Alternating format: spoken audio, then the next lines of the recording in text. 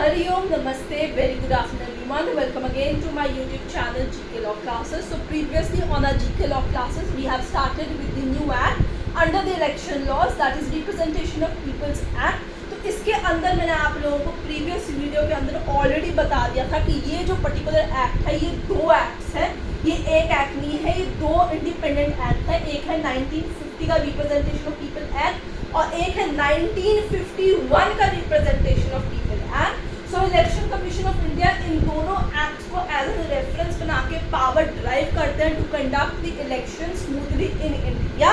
तो वो जो है किस किस चीज़ के रिगार्डिंग इलेक्शंस करते हैं और 1950 के क्या इंपॉर्टेंट और जनरल प्रोविजंस है, ये हमने अपनी पिछली video representation of people's act 1950 के अंदर ऑलरेडी कवर कर लिया हुआ है। तो आज हम बात करेंगे the another act which is representation of people's act 1951 which will be the part 2 of the elections law. So students, before we proceed with the part 2 for today's video, let me just share this news with you that if you want any kind of revision note in PDF format or MCQ starter pack of any Indian legal subject or any topic of your choice, if you are an undergrad, postgrad student or preparing for any law government competitive exams and you want those notes of PDF format in PDF format or MCQ starters pack at a very affordable price, do WhatsApp us today on this particular number and this special deal is only for Indian students. तो आइए शुरू करते हैं 1951 का act. जिसने अभी तक हमारे चैनल को सब्सक्राइब नहीं किया, आज अभी जाके फटाफट से चैनल को सब्सक्राइब कीजिए, नोटिफिकेशन बेल आइकन बटन दबाइए। अगर आपको पिछली वीडियो और आज की वीडियो पसंद आए तो उसे लाइक शेयर डेफिनेटली कीजिएगा। तो आइए स्टार्ट करते हैं with the 1951 act. So student, मैंने पिछली वीडियो में भी कहा था, मैं अभी भी कहूँगी कि मैं सिर्फ जनरल और इम्पोर्टेंट कॉन्सेप्ट प्रोविजंस ही इस पर्टिकुलर एक्ट को कवर करूँगी। हम इन ऑल डिटेल इस एक्ट को कवर नहीं करेंगे। जो एग्जाम से रिलेटेड पॉइंट्स है सिर्फ वही डिस्कस किए जाएंगे इस वीडियो के अंदर। तो चलिए बात करते हैं रिप्रेजेंटेशन ऑफ पीपल एक्ट 1951। तो इसके 11 पार्ट है। इट हैज 11 पार्ट्स अनलाइक 1950 जिसका 5 पार्ट है। 171 सेक्शंस, ये बड़ा एक्ट है। 32 सेक्शंस है 1950 एक्ट के, ठीक है। तो ये उसके मुकाबले काफी बड़ा एक्ट है। इसकी अमेंडमेंट हो रखी है 1996 के अंदर भी। वैसे 2021 के तहत भी अमेंडमेंट हो रखी है दोनों एक्ट्स में और कुछ प्रोविजंस का इंप्लीकेशन भी वहाँ पे किया गया है, ठीक है स्टूडेंट्स। तो आइए समझते हैं इस एक्ट को। What does this particular act talks about. हाँ जी, this particular act talks about right students, conduct of elections. Conduct of elections, elections किस तरीके से स्मूथली कंट्री के अंदर कंडक्ट कराए जाएंगे। कैंडिडेट्स क्वालिफिकेशन, जो चुनाव में कैंडिडेट्स खड़े होंगे उनकी क्वालिफिकेशंस, उसके बारे में ये यहाँ पे बताते हैं। इस ये पर्टिकुलर एक्ट जो है वो नॉलेज देता है। वहाँ वोटर्स की बात की, यहाँ पे जो चुनाव में कैंडिडेट्स खड़े होंगे उनकी बात है। डिसक्वालिफिकेशंस ऑफ द कैंडिडेट्स, कि अगर उनको डिसक्वालीफाई करना है फ्रॉम कंटेस्टिंग इलेक्शंस तो कैंडिडेट्स जो है उनकी डिसक्वालिफिकेशन यहाँ पे मार्क होगी, ठीक है। ये एक्ट जो है उनको पावर देगा इलेक्शन कमीशन ऑफ इंडिया के तहत। Definition of corrupt practices, definition of corrupt practices, इसके बारे में भी इस एक्ट के अंदर प्रोविजन है। पावर दी जाती है कि कैसे पनिश करें, ठीक है। Nomination of candidates, nomination of candidates, उनको नॉमिनेशन कैसे फाइल करनी है for contesting the election in any constituency. Resolution of, ठीक है, election dispute, in case a dispute arose regarding the election की इलेक्शन ठीक से कंडक्ट नहीं हुए, माल प्रैक्टिसेस हुए हैं कि भाई कोई और चुनाव में जीता था, आपने गलत इंसान को सर्टिफिकेट क्लेम कर दिया, तो ऐसे केस में जो है कैसे election commission of India deal करेगी, ये सारे के सारे ही प्रोविजंस जो हैं आपको 1951 के एक्ट में मिलेंगे। पावर दी जाएगी इलेक्शन कमीशन ऑफ इंडिया को, तो तभी वो इलेक्शंस को कंडक्ट कराएंगे। इन सारे पॉइंट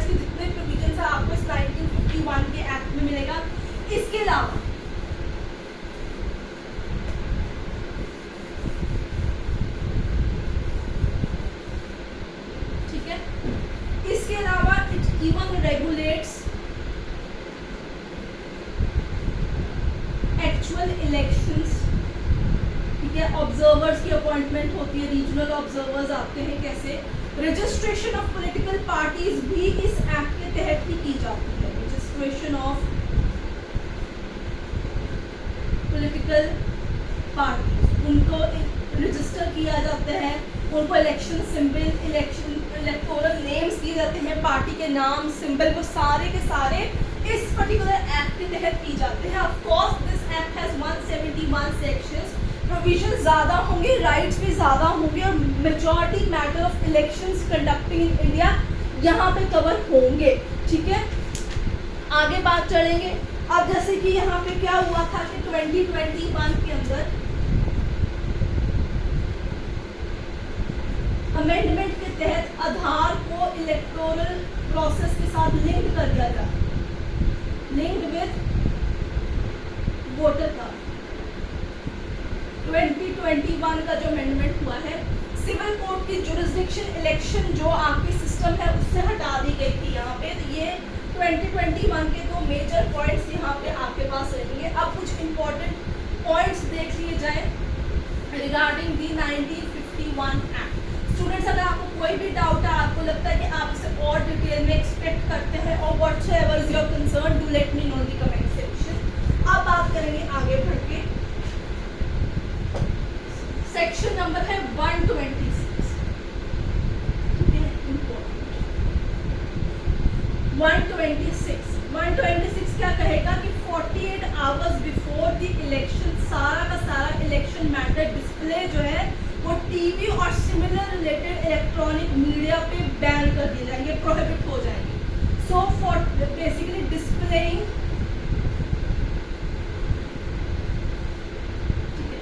ऑफ इलेक्शन मैटर्स, जैसे चुनाव प्रचार हो गए, आपके पैम्फलेट्स बांधना हो गए, या फिर आप जो है माइक के थ्रू अनाउंस कराते हैं कि आप इस पार्टी के इस कैंडिडेट को जो आपकी पर्टिकुलर कॉन्स्टिट्यूएंसी से खड़ा है इसी वोट डालिए, ऐसे सारी जो चीज़ें होंगी। Displaying of the election material will be prohibited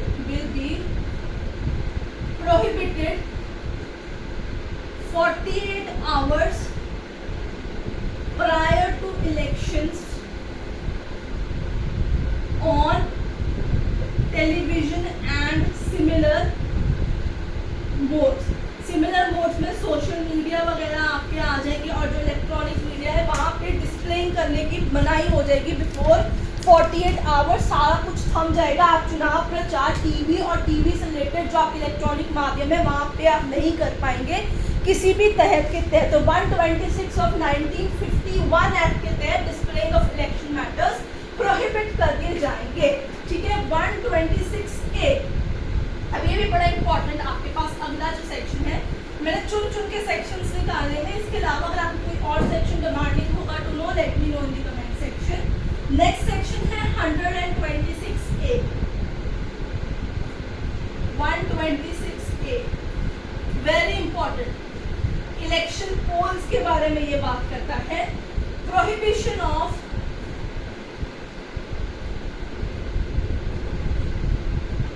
exit polls during 48 hours prior to elections, ठीक है। तो जितना भी एग्जिट पोल है टीवी सोशल मीडिया कहीं पे भी आप शो नहीं कर सकते 48 आवर्स पहले। अगर मैटर डिस्प्लेइंग बंद हो गया है, चुनाव प्रचार बंद हो गया, तो 126A के तहत एग्जिट पोल भी टीवी और सोशल मीडिया और जितने भी एरियाज है जहाँ पे वो शो किया जाएगा वहाँ पे उस चीज़ की मनाही हो जाएगी, प्रोहिबिशन हो जाएगी। ये इंपॉर्टेंट सेक्शंस रहेंगे। Now the question comes regarding disqualification of member parliament और the member of legislative assembly. जैसे हमने बात की कि डिस्क्वालिफिकेशन ऑफ कैंडिडेट्स भी ये एक्ट जो है डील करता है। तो सेक्शन है वो डिस्क्वालिफिकेशन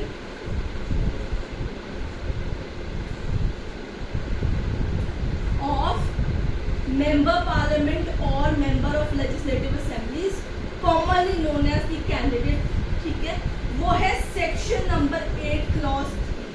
जो क्लॉज 4 है वो स्ट्रक डाउन हो चुका हुआ है, ठीक है, उसे काट दिया गया है। अगर आपको केसेस डिमांडेड है तो कमेंट सेक्शन के अंदर फटाफट से लिख दीजिए केसेस, तो मैं केस लॉस की लिस्ट शॉर्ट्स के अंदर आप लोगों के लिए बना दूंगी।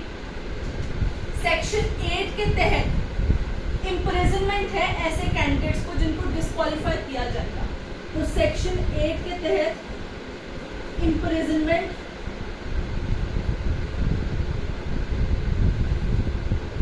ऑफ 2 years और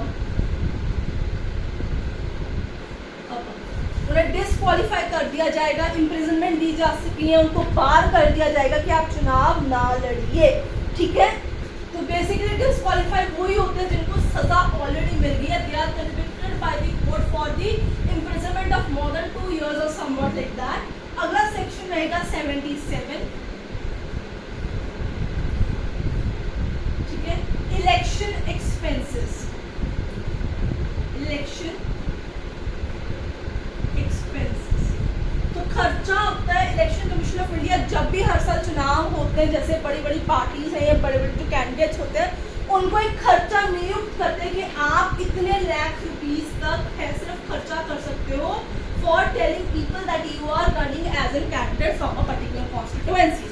तो उनको एक खर्चा बता दिया जाता है, उससे ज़्यादा एक्सीड नहीं करते। इनकी कमिटीज और ऑब्जर्वर्स बनी होती है इलेक्शन कमीशन ऑफ इंडिया की, जो नजर बनाए रखते हैं on the election expenses of every particular candidate running for election in India in either of the constituencies, ठीक है। ये आपके मेजर सेक्शंस थे। इसी के साथ एक क्वेश्चन आता है, when was nota and VVPAT introduced? 2013 आपका क्वेश्चन था। उस साल में ये दोनों चीजें आपको आए थे। In case a candidate is in a preventive detention और a person is in preventive detention, question arose in 1951 act whether he can contest the election or whether he has a right to vote। तो अगर कोई भी person in preventive detention है, yes he has right to vote, वो vote जरूर कर सकता है। इस चीज़ का आपको खासा ध्यान यहाँ पे रखना होगा। So this was the few provisions regarding the 1951 act. Final part में हम कुछ questions regarding the particular act of 1951 and 50 discuss करेंगे। इन क्वेश्चंस में से डेफिनेटली जो है कुछ क्वेश्चंस इलेक्शंस के आके जो एग्जाम्स है उसके अंदर पूछे जाते हैं जहाँ पे इलेक्शन के लॉज कवर किए जाते हैं। तो till then don't forget to hit like share subscribe button and do watch part 3 and part 1 for more information on the representation of people's act. Till then keep learning.